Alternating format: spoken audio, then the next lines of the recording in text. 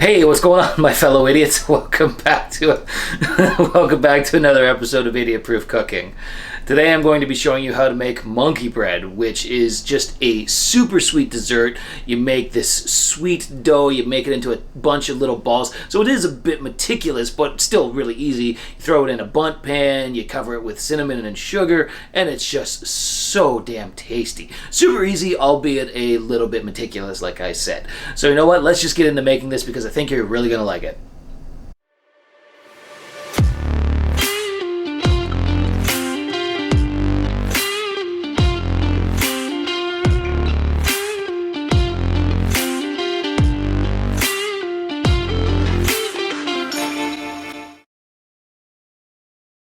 Okay, so let's make some monkey bread, shall we? Now, to make this easier on ourselves, we're going to be making it with our stand mixer. So the first thing into the bowl of our stand mixer is 1.5 cups of whole milk. I warmed mine up to about 110 degrees Fahrenheit. Now you can warm it up either in your nuke or on a stove top, but around 110 degrees Fahrenheit is what you're looking for. After that, throw in 2 1/4 teaspoons of dry active yeast, and then throw in a pinch of white granulated sugar to feed the yeast and get it blooming. Let it sit for about 10 minutes and you should see it start to foam up. Once the yeast has started foaming up, it's time to add in 1/4 cup of white granulated sugar and then 5 whole cups of all-purpose flour. So carefully pour it in, you don't want to spill it. I usually do. But then once the flour's in, we're going to add in 1 teaspoon of kosher salt. In it goes. Once that's done, we're going to add in 1/3 cup of melted unsalted butter. So pour that in, and then once the butter's in, we're going to go get our bread hook attachment for the stand mixer. Affix it carefully, drop the head of your stand mixer, and we're going to start mixing this on a medium speed for like the next 8 to 10 minutes. Now while the dough is mixing, we're going to get 2 large eggs and we're going to carefully crack them in here. Make sure you don't put any shells in. This would be the worst time to get shells in while it's mixing already. But yeah, crack those eggs in and then just mix this all together for the next 8 to 10 minutes. You might have to get your spatula and scrape down alongside the walls of the bowl just if the dough is sticking to it. But really the stand mixer is going to do all the work here for you. So the next 8 to 10 minutes are yours to do what you like. I'm going to clean up after myself.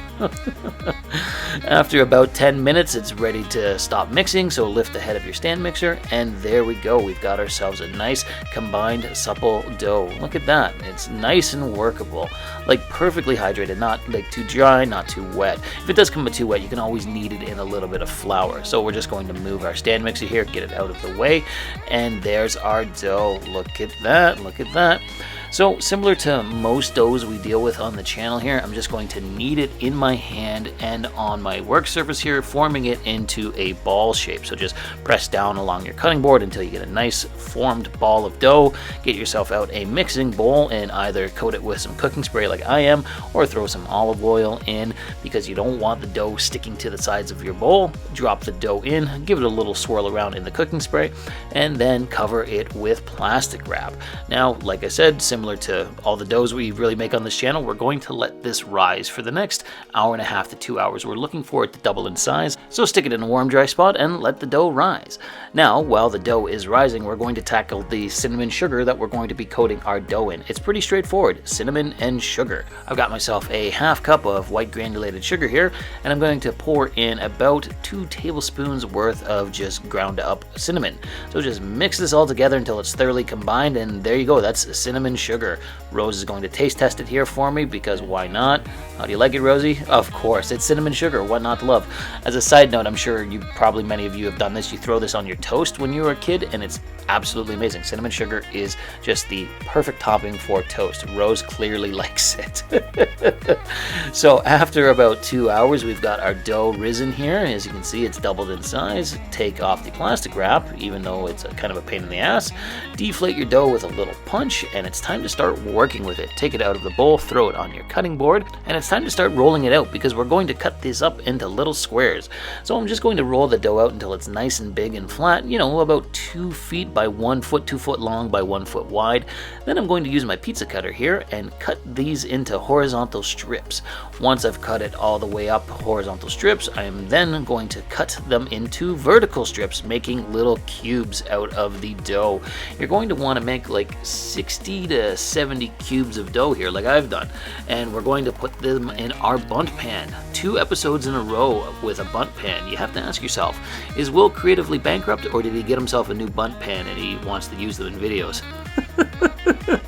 But anyway, spray down the bundt pan with some cooking spray, and then you're going to get some unsalted butter, melt it, get your cinnamon sugar, and then grab a cube of dough, roll it into a ball of dough into your hands, dunk it in the melted butter, make sure it's thoroughly coated, and then from there dunk it in the cinnamon sugar, and again make sure it's thoroughly coated. This is the meticulous part I was talking about in the intro, or would tedious be a more apt description of it? I think tedious may be the way to describe it. But anyways, throw the little balls of dough into your bundt pan until it's completely full. This is going to take a bit of time to roll all of those into little balls, dunk them in the butter and cinnamon sugar. Once you have your bundt pan full of your little dough balls, cover it again in plastic wrap and stick it in a warm, dry spot again just for like the next 20 to 30 minutes. Give it a little bit of time to rise because we're going to make a buttery, sugary sauce to pour all over the monkey bread. So get yourself out a medium-sized pot like I have here, and into it add a half cup of unsalted butter. Next in is 3/4 of a cup of brown sugar. Dark or light brown sugar would be fine. I use dark brown sugar, so 3/4 of a cup of brown sugar, and then a tablespoon of vanilla paste or vanilla extract. I think everybody knows my preference for vanilla paste at this point in time. So anyways, throw it on a burner for about 15 to 20 minutes on a medium heat and let this all melt together. After that, it's time to start dealing with our monkey bread. There we go. As you can see, it just rose just a little bit over the past 15 to 20 minutes. So go get your buttery, sugary sauce, and it's time to pour it all over the monkey bread. Look at how gorgeous this is. Oh yeah, it looks so good. Now that buttery, sugary mixture is going to just sink in between all of the crevices of the monkey bread, and it's going to be so good, so good. So preheat your oven to 350 degrees Fahrenheit, and we're going to bake this for the next 35 to 45 minutes until it comes out nice and puffy looking like that. As you can see, the little monkey bread balls are puffed up quite nicely. Look at that. Now as cool as that looks like as it is, just wait until we flip it over. But speaking of which, we've got to let this cool down just for, 10 to 15 minutes so that it's not insanely hot. After about, 15 minutes, like I said, it's time to flip it over. So add a plate on and then very carefully flip it over like that. And then we're going to smack the bundt pan just to make sure everything unsticks, and then lift it up, and look at all that. Look at that. Okay, so a couple of them fell off the top. No biggie. Look at how gooey and delicious that is. And you can always just put those little pieces of monkey bread back. Look at how gorgeous that is. Look at how gooey and rich it is. I gotta go in for a taste test. It's still piping hot. It is super hot. So, maybe let it cool down for just slightly more than 10 to 15 minutes. As you can see here, Rose wants in right away. So I'm going to give her a bite. Obviously, it's still piping hot. But look at all the sugar and deliciousness. Oh man, this was fantastic.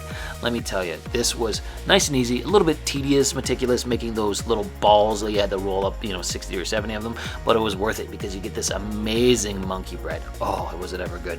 If you've never made it at home before, you should definitely try it. It's highly worth the effort. And you know what? Here we go. Let's give Rose a little piece here at the end. And oh yeah, she loved it, of course.